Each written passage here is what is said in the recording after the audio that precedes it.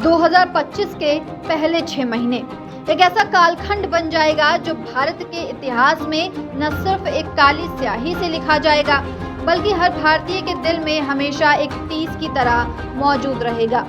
जनवरी से जून के बीच घटी घटनाओं ने ये दिखा दिया कि जब सिस्टम चूकता है तो सिर्फ व्यवस्था नहीं, जिंदगियां बिखरती हैं, परिवार उजड़ते हैं और एक देश सदमे में डूब जाता है। इन 6 महीनों में हादसे हुए, कहीं तकनीक लापरवाही ने कहर ढाया तो कहीं आतंकी सोच ने निर्दोषों को निशाना बनाया, तो कहीं मानवीय भीड़ ने धर्म और जश्न के नाम पर मौतों की कतारें खड़ी कर दी। ये हादसे सिर्फ आंकड़ों में दर्ज नहीं होते, इनके पीछे वो चेहरे हैं जिनकी हंसी अब तस्वीरों में कैद है, वो सपने हैं जो कभी पूरे नहीं हो पाए, वो बच्चे हैं जिनके माँ बाप अब लौट कर नहीं आए। सबसे बड़ा हादसा 12 जून 2025 को हुआ, जब एयर इंडिया की फ्लाइट AI 171 जो लंदन जा रही थी, उड़ान भरने के कुछ ही मिनटों में अहमदाबाद के मेघानी नगर इलाके में दुर्घटनाग्रस्त हो गई। उस विमान में 242 यात्री शामिल थे। हर कोई किसी उम्मीद के साथ उस विमान में बैठा था, लेकिन आसमान में कुछ ऐसा हुआ जिसे आज भी समझा नहीं जा सका। इंजन में आग लगी और कुछ ही पल बाद पूरा विमान तेज धमाके के साथ नीचे आ गिरा। इसके साथ ही जमीन पर मौजूद BJ हॉस्पिटल, कुछ इमारतें और सैकड़ों जिंदगियां भी उसकी चपेट में आ गईं। कुल मिलाकर 268 लोग इस भयानक त्रासदी में मारे गए। ये हादसा सिर्फ तकनीकी फेलियर नहीं था, ये सुरक्षा व्यवस्था, रूटीन चेक्स और हवाई क्षेत्र की निगरानी पर भी एक बड़ा सवाल बनकर उभरा। एकमात्र जीवित बचे व्यक्ति विश्वास कुमार रमेश, जिन्होंने इमरजेंसी डोर से छलांग लगाकर जान बचाई, आज भी सदमे में हैं। हादसे के बाद की तस्वीरें, जलता मलबा, टूटे सपनों की राख और रोते बिलखते परिवार पूरे देश की आत्मा को झकझोर कर रख दे रहे हैं।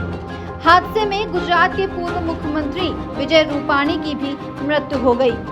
ये एक ऐसा नुकसान था जिसने राज्य को नेतृत्व और भावनात्मक दोनों स्तरों पर चोट पहुंचाई है। इस हादसे के बाद सरकार, एयरलाइन और टाटा ग्रुप ने मुआवजा देने की बात कही, लेकिन क्या पैसों से उन जिंदगियों की भरपाई हो सकती है जो हमेशा के लिए खो गई? क्या एक माँ अपने बेटे को वापस पा सकती है? क्या एक बेटी फिर से अपने पिता के कंधों पर चढ़कर आसमान देख सकती है?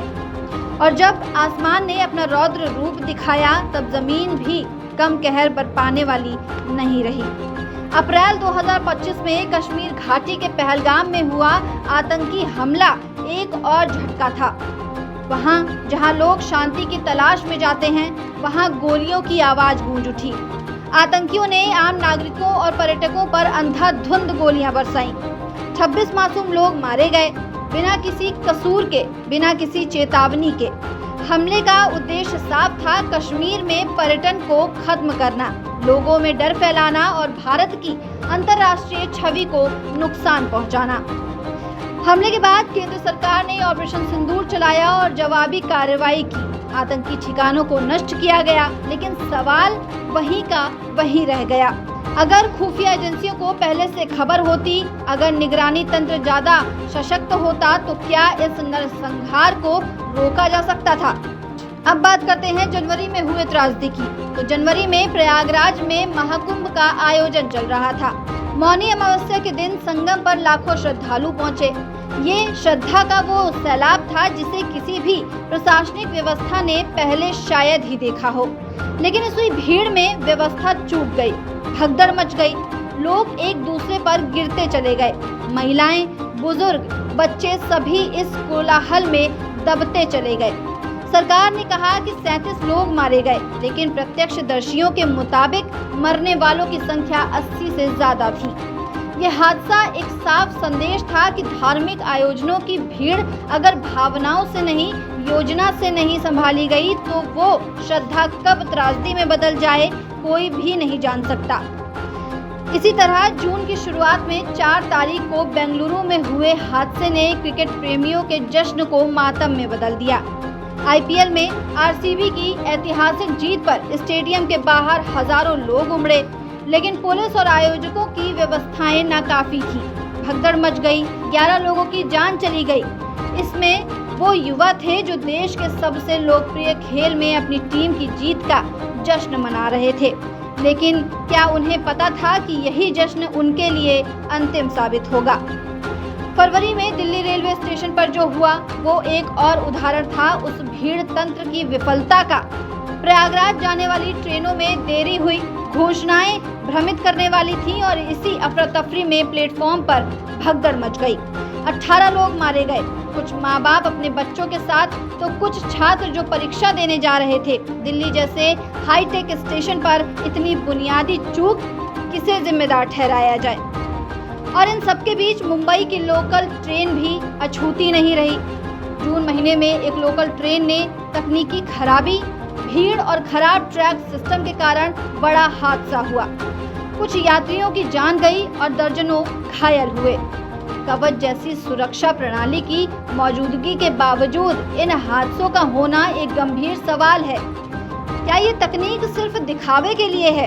क्या इसमें वो संवेदनशीलता नहीं जो हर दिन लाखों की जान बचा सके?